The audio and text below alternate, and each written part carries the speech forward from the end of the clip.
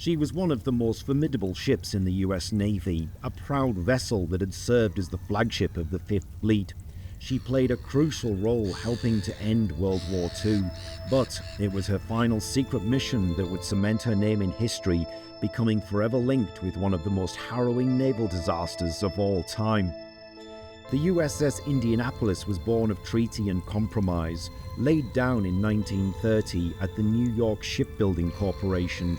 She emerged as a Portland-class heavy cruiser, precisely calibrated to respect the 1922 Washington Naval Treaty's 10,000-ton limit. Faithfully, her designers installed expansive unarmored fuel tanks running along her midsection, creating a catastrophic vulnerability that would seal her demise. The crew represented America's finest, 1,195 men averaging just 19 years of age, many facing their first deployment at sea. They came from farms and cities across 46 states. What made their story remarkable wasn't just how they died, but how the survivors lived, maintaining discipline and protecting each other through nearly 5 days in shark-infested waters. The wreck of the Indianapolis was discovered in August of 2017 with a team funded by Microsoft co-founder Paul Allen. The site is approximately 330 miles east of the Philippines, near the Marianas Trench at a depth of about 5,500 meters in the Philippine Sea, which also makes her one of the deepest wrecks. July 16, 1945, USS Indianapolis prepares to embark on her top-secret mission. The dockside is unusually awash with top admirals and dignitary.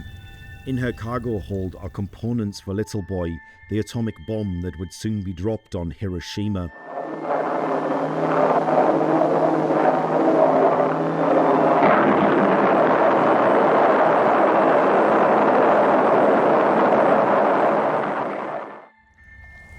In record time, she delivers the components to Tinian Island, unaware that the mission would seal her fate.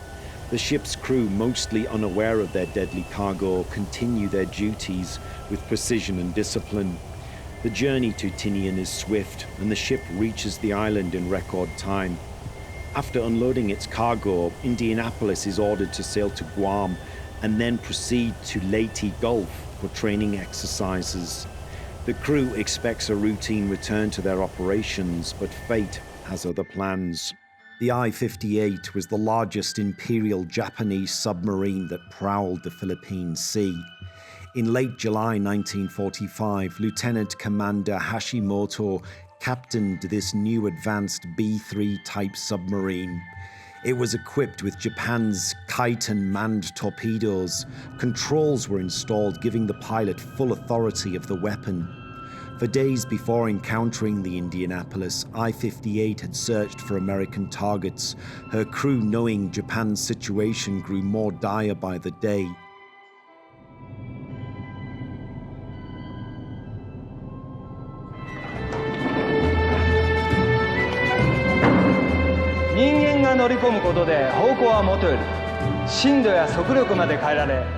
Hashimoto had already released several Kaiten without success. By now, desperation gripped him and his crew as they searched for a ship, any ship, to justify the long, perilous hunt. Having just completed their secret mission delivering the atomic bomb components to Tinian, the crew was heading towards Leyte for training exercises. Captain McVay, concerned about their unescorted status, had ordered standard watches. In the hours before the tragedy struck, the USS Indianapolis sailed steadily through calm Pacific waters. The ship's radar system was malfunctioning, and due to classified orders, they maintained radio silence. On the night of July 29th, the submarine surfaced to recharge her batteries under darkness. At approximately 11 p.m., a lookout spotted a silhouette on the horizon. Hashimoto ordered I-58 to dive and approach. Through his periscope, he observed what he identified as an American battleship sailing straight and unescorted, a perfect target for what would become history's most consequential submarine attack. These final peaceful moments represented the quiet before a storm. Most men were asleep in their bunks when midnight approached, unaware of the Japanese submarine lurking in the darkness ahead.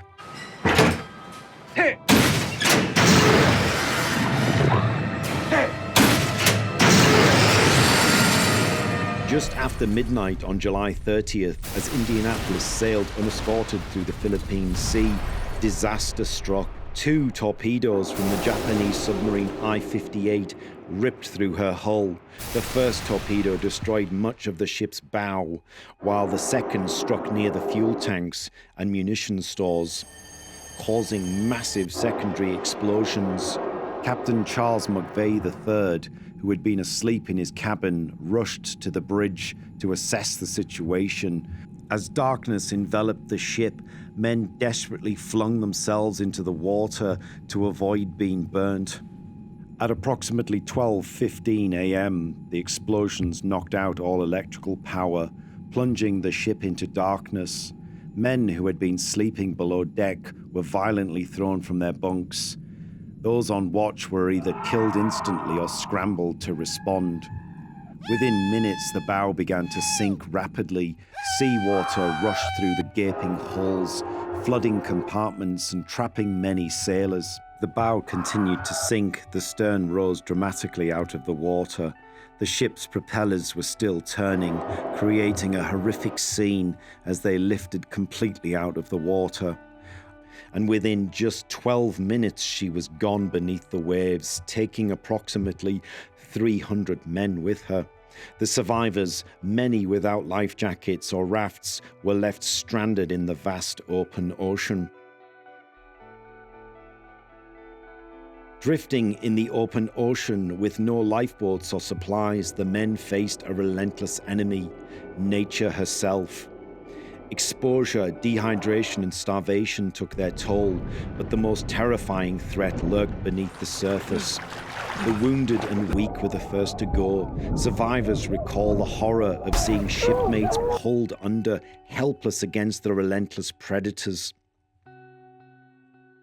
As days passed, men succumbed to exhaustion and delirium. Some drank seawater in desperation, causing hallucinations and madness. Groups of men clung to one another, hoping that the rescue would come soon, but the Navy had no idea the ship had gone down. Because of their secrecy of the mission and communication failures, no distress signal was ever received, leaving the sailors to fight for survival alone. In the oil-slicked waters of the Philippine Sea, survivors faced a nightmare beyond comprehension. Hundreds of men floated in clusters or alone, many injured and bleeding. You on the Indianapolis? What happened? The blood drew sharks, mostly oceanic whitetips and tiger sharks, that began circling the scattered groups of sailors. The attacks typically came at dawn and dusk, with sharks bumping survivors before suddenly tearing away limbs or dragging screaming men underwater. Survivors reported watching helplessly as friends simply disappeared beneath the surface with a brief cry.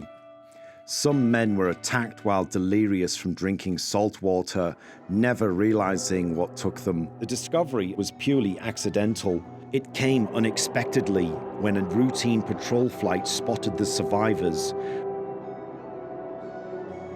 Lieutenant Wilbur Gwynn, flying a PV-1 Ventura bomber, noticed an oil slick in the water and decided to investigate. What he found was horrifying. Hundreds of men, barely clinging to life, scattered across the ocean. He immediately radioed for help.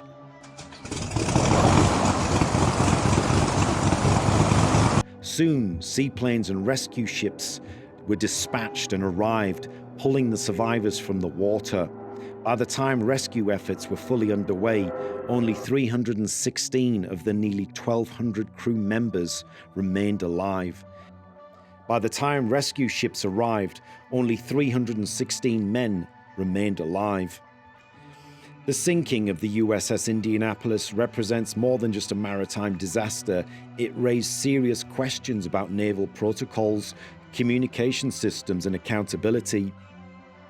Captain McVay was court-martialed, the only captain in US naval history to be tried for losing his ship in combat. For years, survivors fought to clear McVay's name.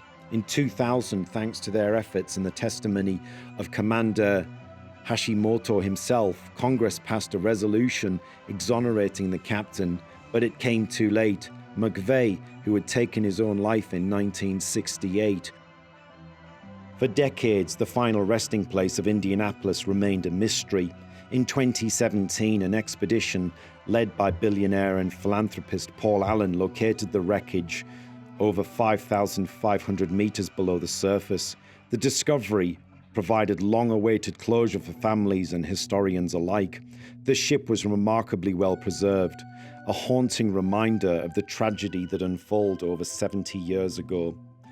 Marine researchers and naval historians analyzed the wreck, piecing together the final moments of the vessel as it descended into the abyss.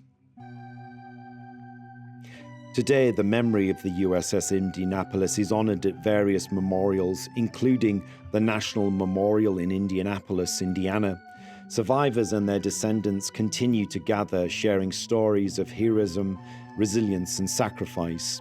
The disaster led to critical changes in naval protocols, ensuring that no ship would go unreported for extended periods ever again. The USS Indianapolis remains a solemn reminder of war's brutality, courage, and sacrifice.